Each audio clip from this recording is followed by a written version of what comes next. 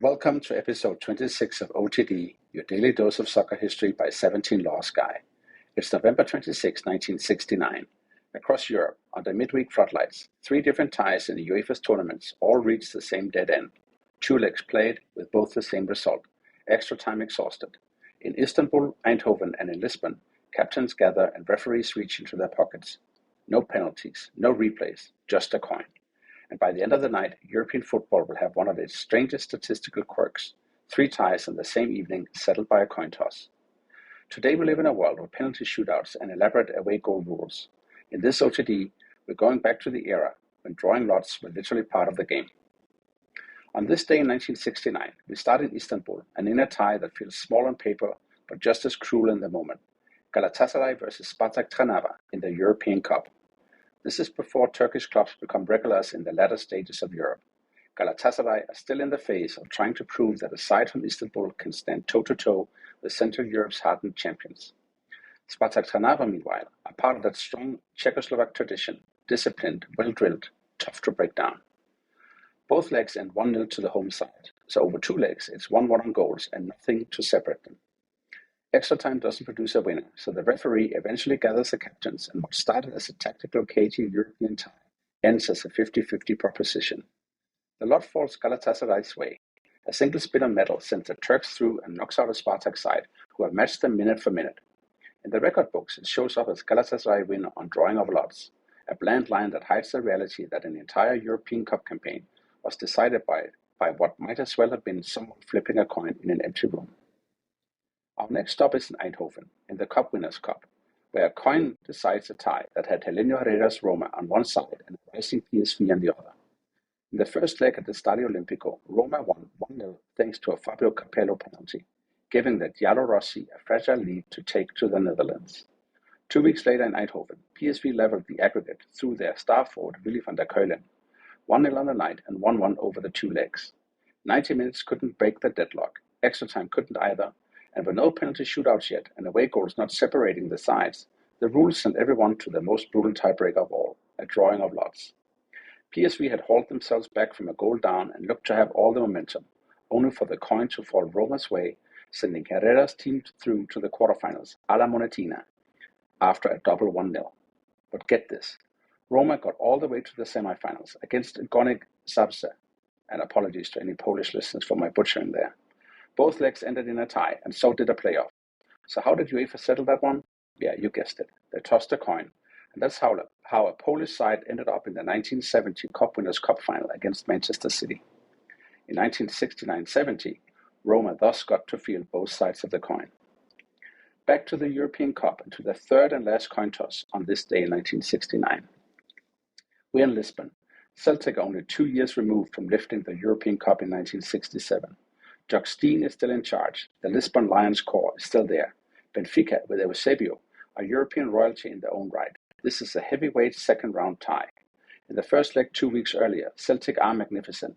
They win 3-0 in front of 75,000 at Parkhead. Second leg in Lisbon. Benfica hit back with all their European pride. They're driven on by Eusebio and a home crowd that explodes when Diamantino scores to 3-0 in the 90th minute.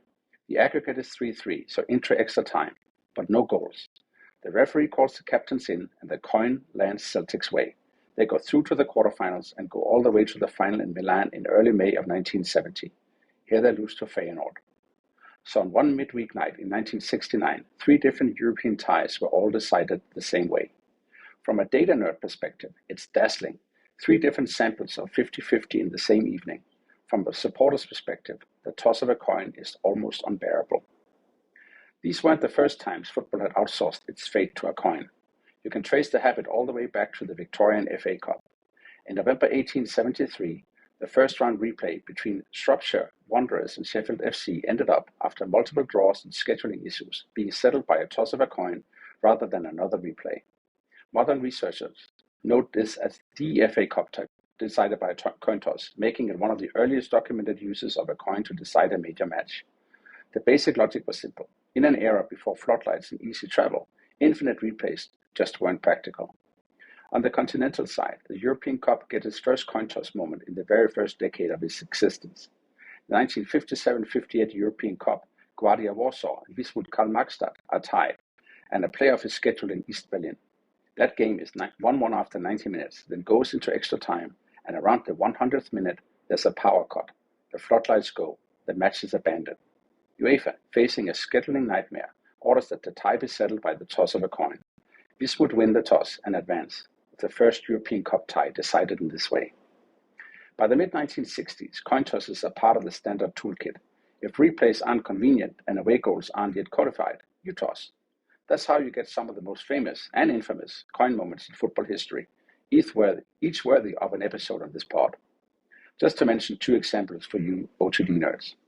Liverpool versus Köln, European Cup 1964-65. After a playoff in Rotterdam that remains level after extra time, the referee tossed his coin, and in one of those stories you just can't make up, the coin lands on its side in the muddy turf, so they have to toss again. On the second flip, Liverpool go through. Italy versus Soviet Union, the Euro 1968 semi-final. After a goalless draw in Naples, the referee takes the captains into the dressing room corridor and flips a coin. Facchetti calls correctly. Italy advance and then go on to win the European Championships, one of the most important matches ever settled by a coin. Those three 1969 ties we started with are unusual, not because a coin was used, but because three were used on the very same night across the European map. Coin tosses and drawing lots sit in a longer history of football trying to decide what's fair and what looks like after a draw. In the late 19th and early 20th centuries, the default answer was simple: play again. If that's drawn, play again. The FA Cup has multiple instances of ties needing 2 or 3 replays, the record being 5. It's romantic, but brutal on legs and calendars. When replays became impractical because of travel cost, fixture congestion, or, as in the Wismut Guardia case, a practical impossibility, organizers would fall back on pure chance. Sometimes this meant a coin, other times it literally meant drawing a name from a hat. In the mid-1960s, UEFA began to introduce the away goals rule to encourage attacking play on the road and reduce replays.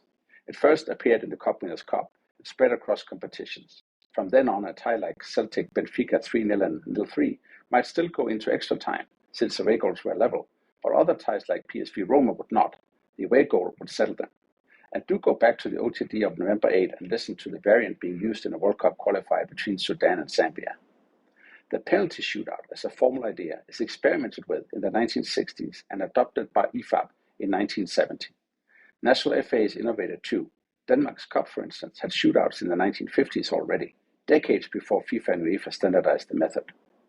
In the 1990s and early 2000s, football briefly experiments with golden goals, like sudden death winners in extra time, and silver goals, which was leading at halftime of extra time would win it, notably in Euro 1996 and early 2000s tournaments.